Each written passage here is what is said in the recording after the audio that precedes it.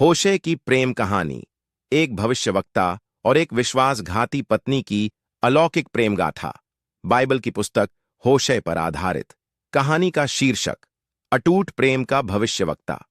बहुत समय पहले इज़राइल देश में एक भविष्यवक्ता था, होशे।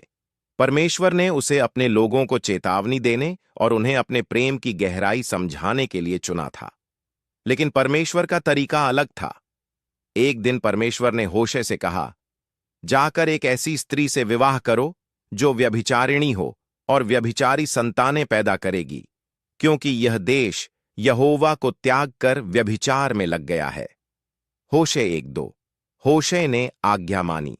उसने गोमेर नाम की स्त्री से विवाह किया, जो सुंदर थी पर स्वभाव से भटकी हुई। वे 3 बच्चों के माता पिता बने। उनके नाम भी भविष्यवाणियां थे।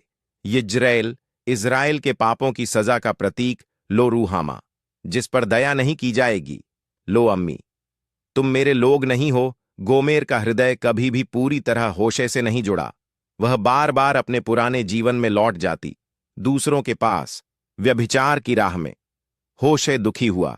समाज ने उसका मजाक उड़ाया, पर वह परमेश्वर की आज्ञा और प्रेम में स्थिर रहा। एक दिन गोमेर उसे छोड़कर चली गई, किसी और की दासी बन गई, बिकी, बेइज्जती सहती रही।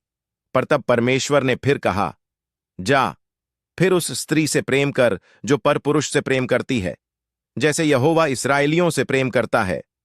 होशे 3:1। होशे ने क्या किया?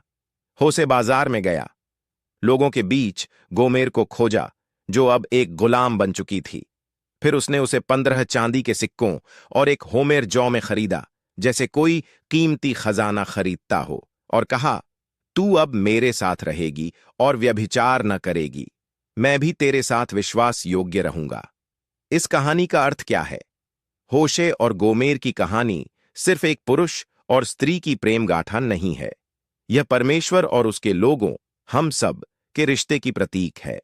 हम कई बार परमेश्वर से दूर हो जाते हैं, पर वह फिर भी हमें खोजता है, प्रेम करता है और वापस बुलाता है।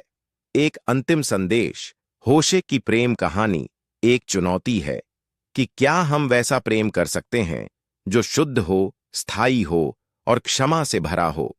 क्योंकि मैं तुझसे सगाई करूंगा सदा के लिए। मैं तुझसे धर्म और न्याय, कृपा और करुणा के साथ सगाई करूंगा। होशे 2:19।